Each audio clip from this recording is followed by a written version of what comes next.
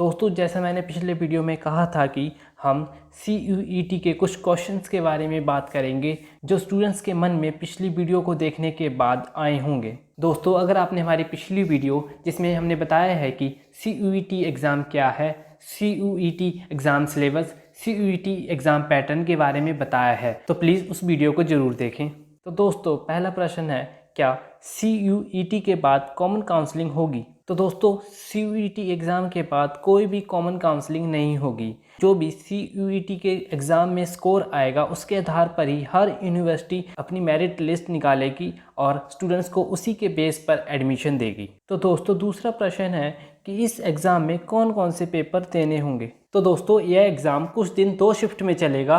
Reports के मुताबिक पहली शिफ्ट में स्टूडेंट्स को सेक्शन 1 लैंग्वेज टेस्ट और चुने गए 6 डोमेन विषय में से 2 डोमेन विषय और जनरल टेस्ट देना होगा और सेकंड शिफ्ट में स्टूडेंट्स को बचे हुए 4 डोमेन सब्जेक्ट और एक एडिशनल लैंग्वेज टेस्ट का पेपर देना होगा। तो दोस्तों अगला प्रश्न है कि इस एग्ज़ाम को देने के बाद यूनिवर्सिटी में एडमिशन लेने के लिए क्या एलिजिबिलिटी होनी चाहिए।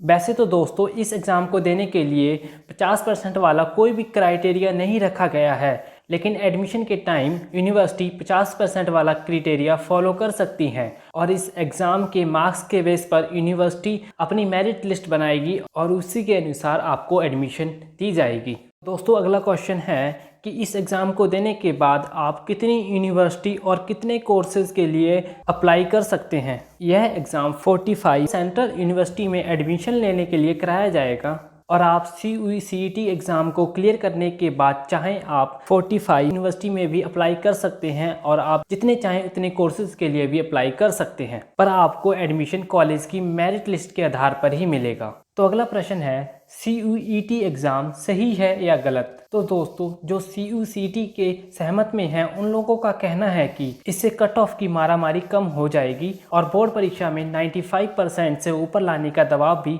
बच्चों पर से कम हो जाएगा। पहले इन सेंट्रल यूनिवर्सिटी में एडमिशन लेने के लिए स्टूडेंट्स को 12th क्लास में 95% से अबव मार्क्स लाने पड़ते थे, तभी उनका एडमिशन इन सेंट्रल यूनिवर्सिटी में हो पाता था। पहले इन सेंट्रल यूनिवर्सिटी में एडमिशन लेने के लिए 12th के मार्क्स के बेस पर कट ऑफ तैयार होती थी और यह कट ऑफ कई बार 95% से अबव चली जाती थी और 95% से कम मार्क्स लाने वालों का एडमिशन इन सेंट्रल यूनिवर्सिटी में नहीं हो पाता था। जो लोग इस एग्ज़ाम को गलत मानते हैं उनका कहना है कि इस एग्ज़ाम में NCERT के सिलेबस के मुताबिक ही क्वेश्चंस पूछे जाएंगे। उनका मानना है कि इससे उन स्कूल बोर्ड के विद्यार्थियों का नुकसान होगा जो NCERT की बजाय दूसरी किताबों से पढ़ाई करते हैं और इस एग्ज़ाम से ग्रामीण क्षेत्रों के छात्रों को नुकसान होगा और शहरी छात्रों का लाभ होगा, क्योंकि शहरों में इस एग्ज़ाम के लिए कोचिंग स्टार्ट कर दी जाएगी लेकिन गांव के स्टूडेंट्स कोचिंग नहीं कर पाएंगे, जिस वजह से वो अच्छे से तैयारी नहीं कर पाएंगे और उनका इस एग्ज़ाम से नुकसान हो जाएगा।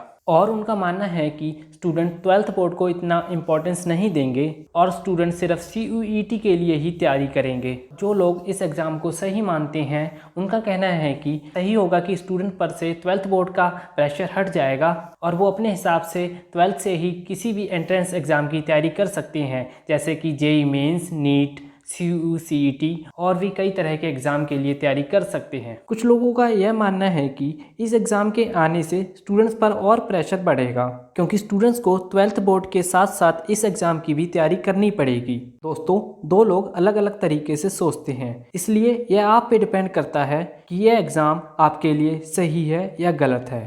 तो अगला प्रश्न है कि क्या 12वीं के मार्क्स की कोई वैल्यू नहीं रहेगी। दोस्तों ऐसा नहीं है, यह सिर्फ CUET के लिए है कि कोई भी 12th पास स्टूडेंट्स इस एग्ज़ाम को दे सकता है, लेकिन एडमिशन के टाइम यूनिवर्सिटी 50 या 60 मार्क्स का क्राइटेरिया फॉलो कर सकती हैं। और दोस्तों CUET एग्ज़ाम में भी 12th NCERT सब्जेक्ट से ही क्वेश्चन पूछे जाएंगे, इसलिए अगर आप 12th बोर्ड में अच्छी तैयारी करते हैं तो अपने आप ही CUET की तैयारी हो जाएगी। अगर दोस्तों आप CUET एग्ज़ाम सिलेबस और CUET एग्ज़ाम पैटर्न के बारे में जानना चाहते हैं तो हमारी पहली वीडियो को ज़रूर देखें, जिसका लिंक हमने आई बटन में दे रखा है। तो अगला प्रश्न है कि दिल्ली यूनिवर्सिटी और JNU में भी इसके आधार पर ही एडमिशन मिलेगा। तो हाँ दोस्तों, दिल्ली यूनिवर्सिटी और JNU में भी इसी के आधार पर एडमिशन मिलेगा। और दोस्तों UGC के अकॉर्डिंग कोई भी स्टेट यूनिवर्सिटी इस एग्ज़ाम के बेस पर अपने कॉलेज में एडमिशन दे सकती है। तो अगला प्रश्न है, क्या CUET परीक्षा में रैंकिंग की व्यवस्था की जाएगी? तो दोस्तों इसमें कोई भी रैंकिंग नहीं बनाई जाएगी, इसमें सिर्फ आपका स्कोर बताया जाएगा और उसी स्कोर के बेस पर यूनिवर्सिटी मेरिट लिस्ट तैयार करेंगी। अगला प्रश्न है, CUET का स्कोर कितने सालों तक वैलिड रहेगा? तो दोस्तों यह स्कोर सिर्फ 1 साल तक ही वैलिड रहेगा। जैसे अगर आप इस साल CUET की परीक्षा देते हैं तो सिर्फ इसी साल इसके स्कोर के आधार पर किसी भी सेंट्रल यूनिवर्सिटी में एडमिशन मिलेगा, और यदि आप अगले साल एडमिशन लेना चाहते हैं तो आपको फिर से यह एग्ज़ाम देना पड़ेगा। तो अगला प्रश्न है जो आपके मन में आ रहा होगा, क्या यह पेपर पेन और पेपर बेस्ड होगा और क्या यह ऑनलाइन लिया जाएगा? तो दोस्तों ऐसा नहीं है, यह ना ही पेन और पेपर बेस्ड होगा और ना ही ऑनलाइन लिया जाएगा। यह एक कंप्यूटर बेस्ड पेपर है, यह कंप्यूटर बेस्ड एग्ज़ाम होगा और यह एग्ज़ाम किसी सेंटर में ही जाकर दिया जा सकता है। यह एग्ज़ाम इंडिया के 547 शहरों में कंडक्ट करवाया जाएगा। अगला प्रश्न है, क्या इस एग्ज़ाम में नेगेटिव मार्किंग होगी और इस एग्ज़ाम को देने के लिए कितने घंटे का टाइम मिलेगा? तो हाँ दोस्तों, इस एग्ज़ाम में नेगेटिव मार्किंग होगी। रॉन्ग आंसर देने पर 1 मार्क्स काट लिया जाएगा और सही आंसर देने पर 5 मार्क्स दिए जाएंगे। और यह एग्ज़ाम 2.5 घंटे का होगा, जिसमें 3 सेक्शन होंगे। सेक्शन ए जो लैंग्वेज टेस्ट है वो 45 मिनट का होगा, और सेक्शन बी जिसमें डोमेन सब्जेक्ट से क्वेश्चन पूछे जाएंगे यह भी 45 मिनट का होगा, और सेक्शन सी जो जनरल टेस्ट है वो 60 मिनट का होगा। तो चलिए अब लास्ट में बात करते हैं कि CUET को लाने का क्या उद्देश्य है। दोस्तों यूनिवर्सिटी की बढ़ती कट ऑफ से स्टूडेंट्स पर बहुत ज़्यादा प्रेशर बढ़ गया है कि वह 12th में 95% से ज़्यादा मार्क्स लेके आएँ, तभी उनका एडमिशन किसी सेंट्रल यूनिवर्सिटी में हो पाएगा। इसी को देखते हुए UGC CUET एग्ज़ाम को लाई है। 12वीं के बोर्ड एग्ज़ाम में सिर्फ डोमेन सब्जेक्ट से ही क्वेश्चन पूछे जाते हैं, लेकिन इस टेस्ट में जनरल टेस्ट भी होगा जिसमें एप्टीट्यूड, रीजनिंग और सामान्य ज्ञान से भी क्वेश्चन पूछे जाएंगे, जिससे स्टूडेंट्स की इंटेलिजेंस का पता लगेगा। यह एग्ज़ाम उन स्टूडेंट्स के लिए भी अच्छा है जो बोर्ड एग्ज़ाम यानी डिस्क्रिप्टिव पेपर अच्छे से नहीं दे पाते हैं, जिन्हें थ्योरी पढ़ना अच्छा नहीं लगता है। और CUET में मल्टीपल चॉइस क्वेश्चन पूछे जाएंगे जो कि कंप्यूटर बेस्ड होंगे, इसलिए यह एग्ज़ाम ऐसे स्टूडेंट्स के लिए अच्छा है। CUET एग्ज़ाम को लाने का यह भी मकसद है कि सभी स्टूडेंट्स को समान अवसर दिए जाएं। आपने देखा होगा कि बाकी कोर्सेज जैसे BTech और MBBS में एडमिशन लेने के लिए अलग से एंट्रेंस एग्ज़ाम करवाए जाते हैं, इसलिए इस एग्ज़ाम को भी यही सोचकर लाया गया है।